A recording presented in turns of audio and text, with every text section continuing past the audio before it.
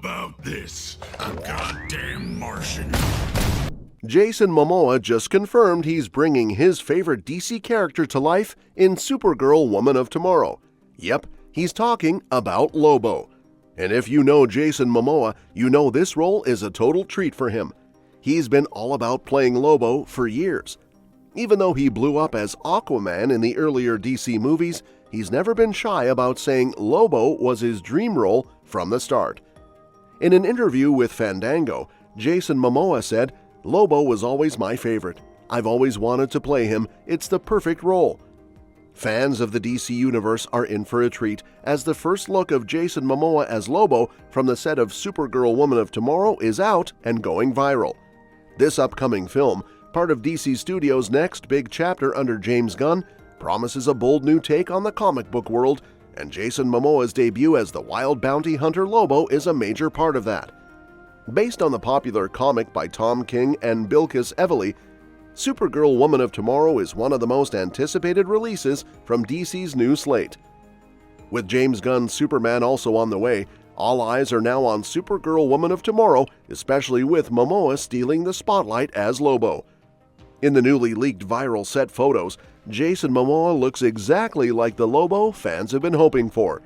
His rugged jacket, long hair, chunky necklace, black eye makeup, and pale face all bring the comic book version of Lobo to life, getting fans across the internet pumped up. Momoa's take on the intergalactic biker looks like he just stepped out of the comic panels. One noticeable change from the original comics is Lobo's space hog. In the books, it's a flying, skull-faced vehicle with rocket engines. But in Supergirl Woman of Tomorrow, Momoa is seen riding what looks like a more beat-up motorcycle. While it still captures Lobo's chaotic vibe, the new ride is definitely more grounded. Jason Momoa recently shared that he's already finished filming all of his scenes for his part in Supergirl. Along with the announcement, Momoa posted a couple of videos showcasing a Minecraft-themed bike he received. In the clips, he rides the bike around London and says, "What's up everybody, I just wrapped Supergirl." Momoa finishing his scenes for Supergirl a month before the film's completion makes sense. While Lobo is an important character in the DC universe, he won't be the primary antagonist of the movie, and his scenes might not be very substantial. Momoa previously told Screen Rant, "I just come in for a little bit." When asked about Lobo's future in the DCU, he simply said, "I hope so." Despite having limited screen time in Supergirl, Momoa has made it clear that he wants to continue playing the role. He described Lobo as the most badass bounty hunter in the galaxy, and expressed how much he enjoys the character. He added, "If we're going to typecast me in anything, let's put me in Lobo. Motorcycles, smoking cigars, partying, dreadlocks.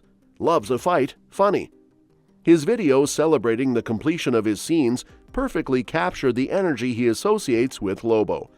If you're not familiar with Lobo, let me give you the lowdown. He had a pretty short but iconic run in the 90s, becoming one of DC's most popular characters during that time. This version of Lobo was basically a satirical take on Marvel's Wolverine. In a 2006 interview, Keith Giffen admitted, "I have no idea why Lobo took off. I came up with him as an indictment of the Punisher, Wolverine hero prototype, and somehow he caught on as the high-violence poster boy. Go figure." He also mentioned that Lobo and Ambush Bug were inspired by Lunatic, a character he created back in high school. Fun fact, Lobo was actually Stan Lee's favorite DC character. Lobo is a Czarnian with insane strength and durability. He loves nothing more than mindless violence, getting wasted, and killing just for the fun of it. His name roughly translates to "he who devours your entrails and thoroughly enjoys it."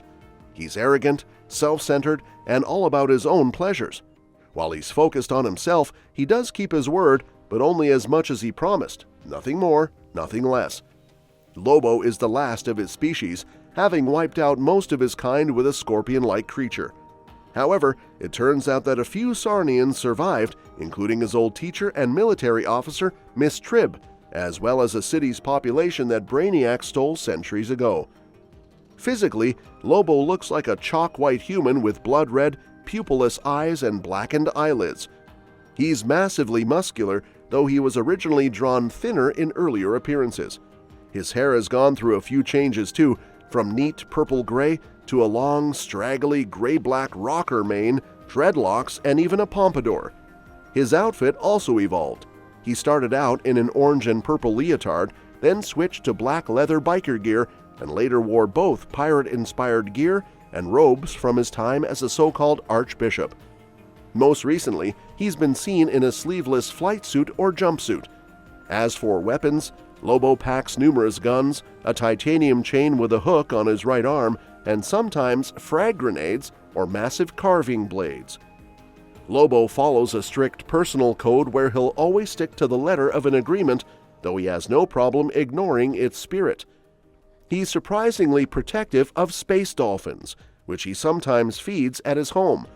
When some of them are killed in different incidents, he avenges them with his usual violent flair.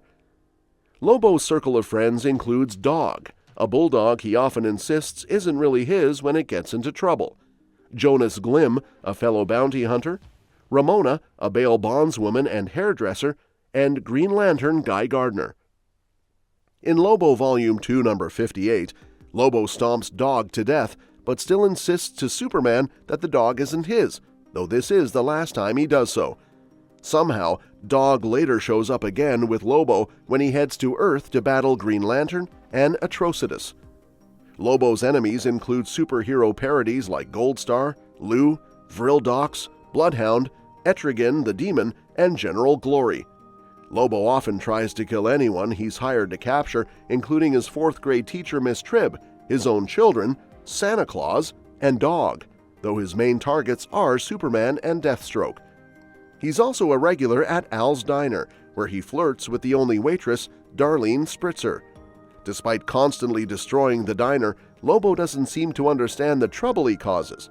However, his destruction of the city, except for the diner, actually helps Al and Darlene when all the construction workers are left with only one place to eat. He even wrecks a diner Al gives him for his birthday. The last big moment with Lobo and the diner happens in Lobo Volume 2, number 1,000,000, where his final adventure is shown. By this time, Lobo has become obese and is working as a carnival attraction, scaring tourists into handing over their money. Then, a sexy client shows up with one last job, finding the notorious villain, Malo Perverso.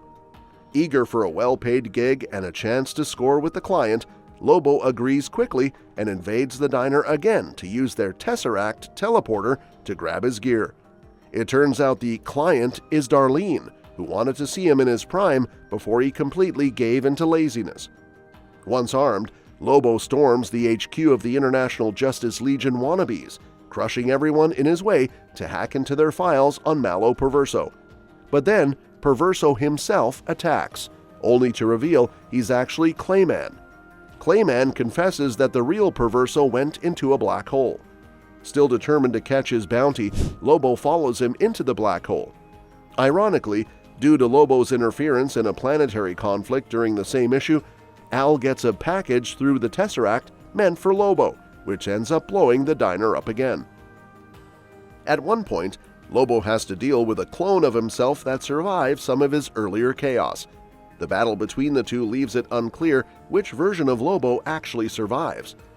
Lobo has also dabbled in various money-making schemes over the years, including being a priest and a pop-rock idol. But these plans usually end in the violent deaths of almost everyone involved. He has plenty of friends in the bounty hunter world, though most of them don't last long when they're around Lobo, either because he kills them or because they're taken out by his enemies. Well, that's it for today. What do you think about Jason Momoa's take on Lobo? Are you excited to see him bring this iconic character to life in Supergirl Woman of Tomorrow? Let me know your thoughts in the comments, and don't forget to subscribe for more updates on upcoming DC projects and all things entertainment. Catch you next time.